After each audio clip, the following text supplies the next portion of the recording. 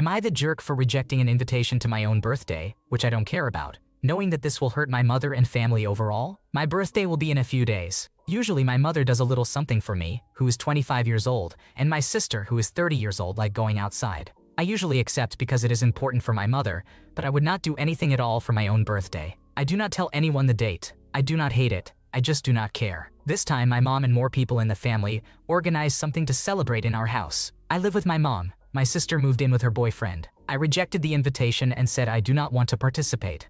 My mom called me crying, asking what made me take such a decision. I insisted that I just do not want to participate because I do not care, and that if I do participate, it would be for near compassion. My mom cried louder. I know this hurts her badly, and she has not been doing great, but I do not like to negotiate my interests, or lack of, for compassion. Now my sister wrote to me asking what happened.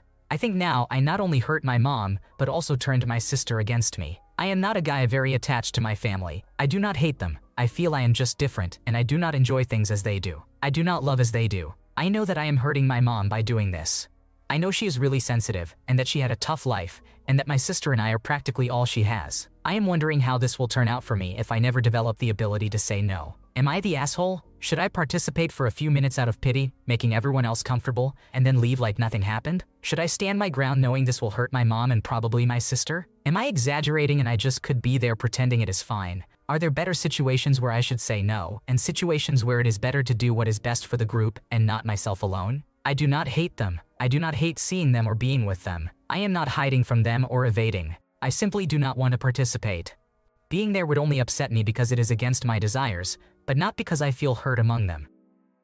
It's understandable to not care much about your own birthday, but sometimes doing small things for family can mean a lot to them. Your mom has made sacrifices and really wants to celebrate with you, and it sounds like it would make her very happy. Even if it doesn't matter much to you, a little effort can go a long way in making them feel appreciated. Maybe consider spending a bit of time with them just to show you care. Would I be the asshole if I didn't get my sibling a birthday present? In April, I, female, had my 19th birthday. My mother gave me 3 gifts that she bought off Temu. She told me she was lazy and didn't want to wrap anything.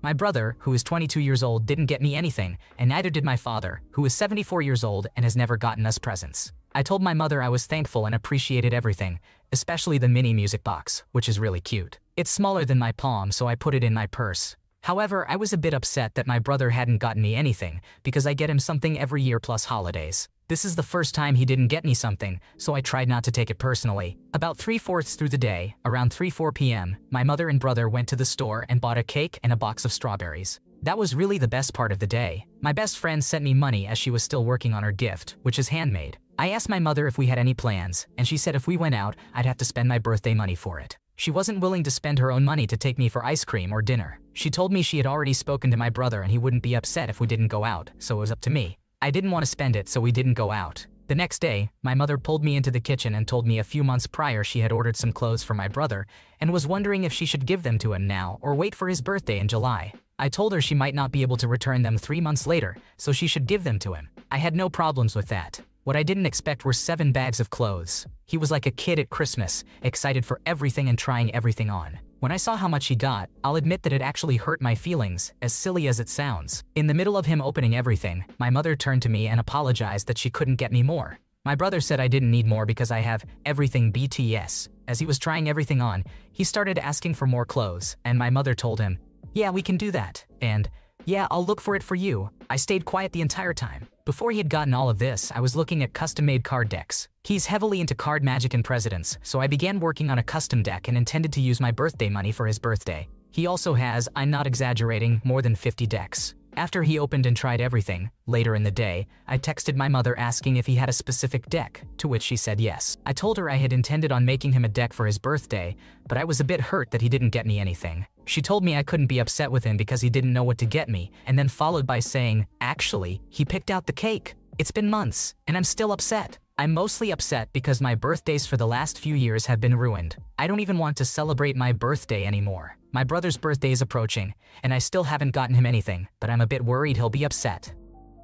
I think you are not in the wrong here. He didn't worry about hurting your feelings when he didn't get you a gift. As you age, birthdays become less about gifts and more about time with friends and family. If he simply picked the cake flavor but didn't pay for it, he still didn't get you anything for your birthday. Maybe just get him a card or a low-effort gift in return. Am I the jerk for telling my best friend to stop dumping on me about her relationship? I am a 23-year-old female, and my best friend, a 22-year-old female, have been friends for 8 years now. We shall call her Tiffany. About a year ago, Tiffany started dating this 35-year-old man she works with. We will call him Dick. It's fitting, trust me. So she starts seeing Dick, and everyone that knows this man told her he was bad news. He has been in and out of prison, uses drugs, doesn't own anything, and uses everything in her name, including her house and car. I tried to give him the benefit of the doubt because I want good things for Tiffany, and I was truly hoping this guy would be good to her. However, since this relationship has started, I have received frequent calls and texts from her, solely about something he has done that has made her upset. It has gotten to the point that it is almost the only reason she texts or calls me anymore.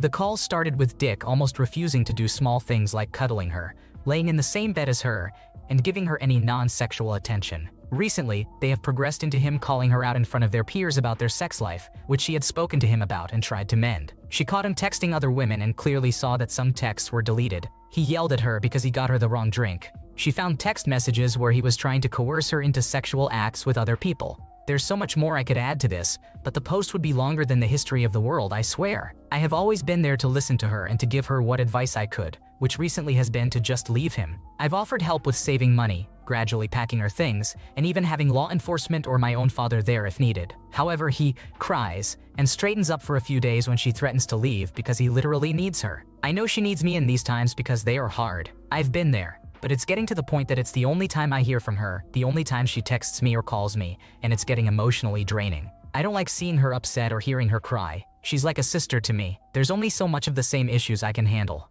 So the other day, I basically told her that I will always be here for her if she truly needs me. But her constantly and only texting me about Dick is getting to be too much. I've offered her all the advice I can give and all the help I have.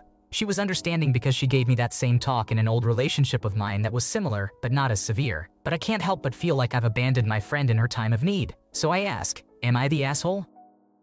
Nothing you have done here makes me think you are the jerk here, OP. Sometimes in life, people just have a tendency to make the worst possible decisions, despite being given good advice. You can't keep being a sounding board for someone who won't help herself, and it's not fair to you to hear her constant complaining if she won't change. Either she'll snap out of it or she won't, but unfortunately this is her lesson to learn. Am I the jerk for refusing to sing happy birthday to a deceased relative? Today would have been the birthday of my paternal grandmother had she not passed 4 years ago. I, a 33-year-old female, just received a call from my mother on speakerphone next to my father. She alerted me to be ready because in 30 minutes, there will be a video chat to sing happy birthday to my deceased grandmother. My heart immediately sank. The loss of my grandmother was the hardest thing I ever had to deal with. I grieved intensely. The idea of singing happy birthday to my deceased grandmother immediately unsettled me. I am not comfortable at all with doing something like that. I had a difficult time hiding my shock of being told that I was expected to participate in such a thing and was silent. My parents then told me that they bought a cake. They said it would be fun, and they did not understand why I was not excited. I said that the idea of having a cake and saying happy birthday to someone who is no longer with us is interesting,